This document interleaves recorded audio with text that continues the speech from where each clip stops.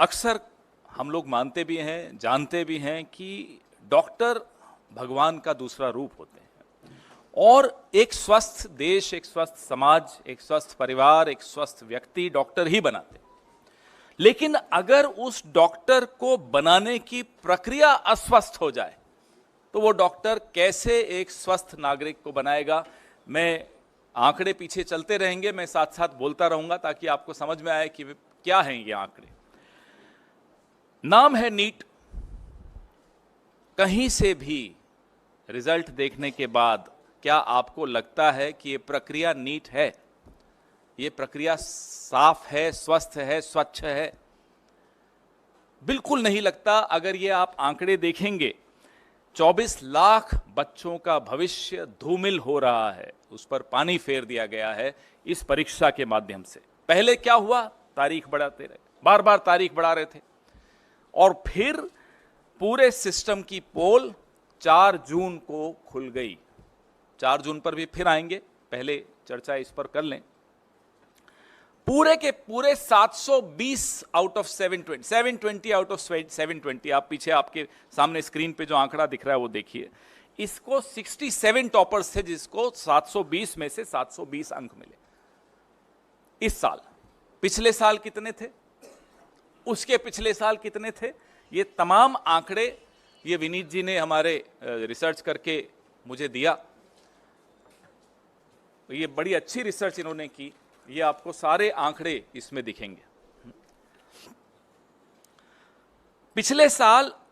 पिछले 8 सालों में, चलिए पिछले साल का तो छोड़िए, पिछले 8 सालों में सिर्फ 7 ऐसे छात्र थे जो पूरे में से पूरे अंक लाए हों। 8 साल में 7 छात्र और 1 साल में 67 छात्र।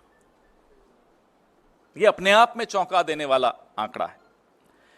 शिक्षा मंत्री जी कोई जवाब नहीं। ये एक्स्ट्रा 2AB कहां से आया? प्रधानमंत्री की भाषा में अगर पूछें तो ये 2AB आया कहां से एक्स्ट्रा? उनको बड़ा शौक है इस तरह के इक्वेशन देने का। जयराम जी होते तो बड़ा मुस्कुराते इस बात को सुनकर, उनको भी बड़ा प्रिय लगता है ये उदाहरण। अब ये परीक्षा पे चर्चा से प्रेरणा मिली बच्चों को, ये तो हम मान नहीं सकते। परीक्षा पे चर्चा से हम में से किसी को कभी मिली है प्रेरणा प्रधानमंत्री से? लेकिन फिर घोटाला हुआ। ये कैसे साबित हुआ? बिहार में पुलिस ने पकड़ा, कई ऐसे लोगों को पकड़ा, आज वो हिरासत में हैं, जिन्होंने टेलीग्राम चैनल्स पे नीट के पेपर लीक किए थे।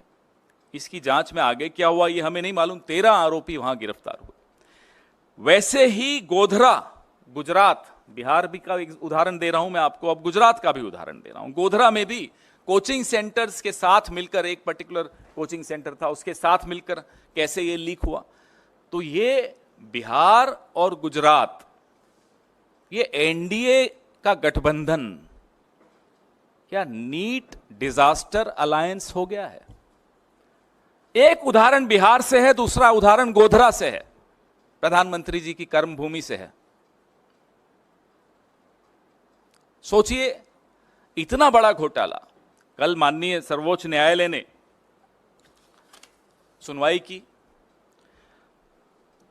एनटीए जो कि ये परीक्षा करवाता है, उसने लीपापोती की पूरी कोशिश की। क्या कहा? उन्होंने कहा कि जो 1563 बच्चों को टाइम लॉस की वजह से ग्रेस मार्क्स दिए, और एक माननीय सर्वोच्च न्यायालय की जजमेंट को कोट किया कि साहब इस जजमेंट में यह कहा है कि अगर बच्चों को टाइम लॉस होता है तो वो कैलकुलेट करके इन्हें ग्रेस मार्क्स दिया। उसी जजमेंट में यह स्पष्ट लिखा है कि इंजीनियरिंग और मेडिकल इसमें नहीं आते, इस कैटेगरी में नहीं आते, उनको इस तरह से टाइम लॉस के ग्रेस मार्क्स नहीं दी जा सकते। आप सोचिए कि जजमेंट तक को ट्विस्ट करके यह सरकार किस स्तर पर गिरकर लीपापोती कर सकती है, 24 लाख बच्चों के भविष्य को अंधेरे में डाल सकती है। यह हमने कल सुना और देखा। 4 जून को एक परीक्षार्थी और फेल हुआ था, 400 बोला, 240 लाया और 55 ग्रेस मार्क्स लेके सरकार बना के बैठा। वो 55 ग्रेस मार्क्स ही तो हैं। ये रिजल्ट 14 जून को आना था, इसको 4 जून को क्यों किया गया? यही सोचा कि आप लोग जो अभी व्यस्त होंगे, हम सब व्यस्त होंगे चुनावी नतीजों में, पूरा देश टीवी पे सिर्फ चुनावी नतीजे देख रहा होगा, तो ये एक बड़ा विवाद नहीं पैदा होगा, इसलिए 14 जून को 4 जून पे ले आया गया। ये तमाम सवाल हैं जिसके जवाब नहीं मिले हैं। अब माननीय सर्वोच्च न्यायालय के फैसले के अनुसार ग्रेस मार्क्स तो हटा दिए, लेकिन जो 24 लाख बच्चों के जहन में, के मन में, के दिमाग में जो सवाल उठ रहे हैं, उसका जवाब माननीय शिक्षा मंत्री तो दे नहीं रहे। वो तो स्तुति वंदन में लगे हुए हैं मोदी जी के, जैसा कि पूरा कैबिनेट लगा रहता है।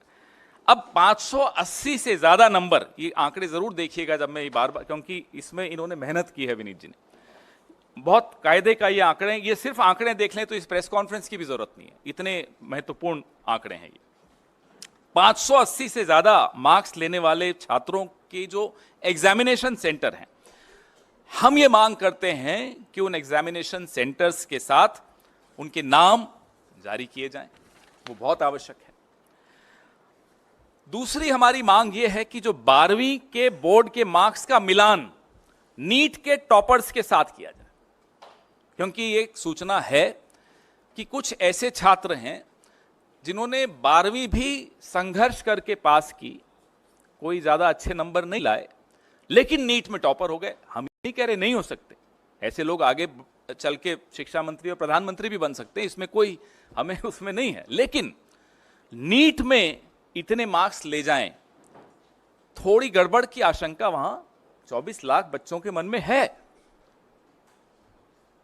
तो इसका जवाब भी देना होगा। जिस जिस एग्जाम सेंटर पर औसत से ज्यादा हाई मार्क्स वाले परीक्षार्थी हैं, उनकी वीडियो रिकॉर्डिंग भी जारी की जाए, ताकि पता चल सके कि ये एक्स्ट्रा मार्क्स ग्रेस से मिले हैं, डिसग्रेस से मिले हैं, कैसे मिले हैं ये मार्क्स। तो इसकी वीडियो रिकॉर्डिंग भी सामने आए, थोड़ा आवाज प्लीज, इसकी वीडियो रिकॉर्डिंग भी सामने आनी चाहिए। अब इसमें कुछ और महत्वपूर्ण बिंदु, एक सबसे ज्यादा यह है जो इन्होंने ही मुझे सुबह बताया कि एक विंडो खोली गई 2 दिन की, उसमें बच्चों ने ऑप्शन दी कि नहीं मुझे ये नहीं, ये सेंटर चाहिए।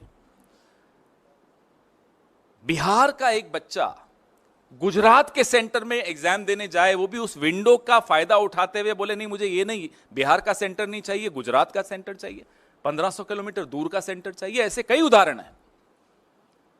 हम ये भी मांग करते हैं कि उन तमाम बच्चों की सूची भी सार्वजनिक की जाए जिन्होंने इस विंडो का लाभ उठाते हुए अपने सेंटर्स बदले, और ऐसे बच्चों की भी सूची सामने लाई जाए जो हैं राजस्थान के और जा रहे हैं केरला, उदाहरण दे रहा हूं, एग्जाम देने इतना दूर जा रहे हैं, ना उनके कोचिंग सेंटर के पास है वो सेंटर एग्जाम का, न उनका जहां वो रहते हैं वहां के पास है, तो इतना दूर जाने की क्या आवश्यकता पड़ी।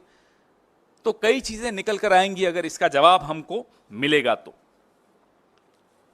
एक दुर्भाग्य यह भी है कि रेल मंत्री हो, शिक्षा मंत्री हो, गृह मंत्री हो और भगवान के अवतार खुद हो प्रधानमंत्री, कोई अकाउंटेबिलिटी नहीं लेना चाहता। जवाबदेही का जो एक संस्कृति थी इस देश में, वो लाल बहादुर शास्त्री जी की हो, वो माधवराव जी सिंधिया की हो, वो संस्कृति अब आपको बिल्कुल नहीं दिखती। चलिए इस्तीफा आप नहीं दे रहे, यूपीए के शासनकाल में सिर्फ आरोप लगते थे, बाद में झूठे भी साबित हो गए, आरोप लगते थे और इस्तीफा हो जाता था, जवाबदेही थी।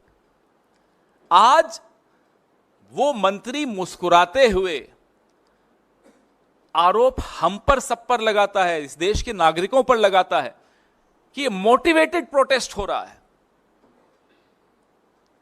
थोड़े दिनों में देश विरोधी भी हो जाएंगे ये बच्चे, देख लीजिएगा, इनको राष्ट्र विरोधी कह दिया जाएगा जो प्रोटेस्ट कर रहे हैं।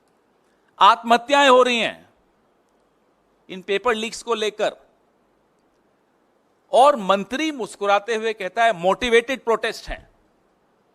कहां है वो जवाबदेही की संस्कृति? Where is that culture of accountability which we saw in the past Even in the UPA era, I am not going to Mr. Lal Bahadur Shastri and Mr. Madhavrao Sindhya ji. Even in the UPA era, we saw this. Just an accusation, and people would resign. Later, of course, those accusations were proved wrong. Yet, there were resignations, there was accountability, there was a respect for public opinion, there was respect for the media. अब वो कहां है सम्मान media का? वो सम्मान कहां है उन लोगों का जो सवाल पूछते हैं?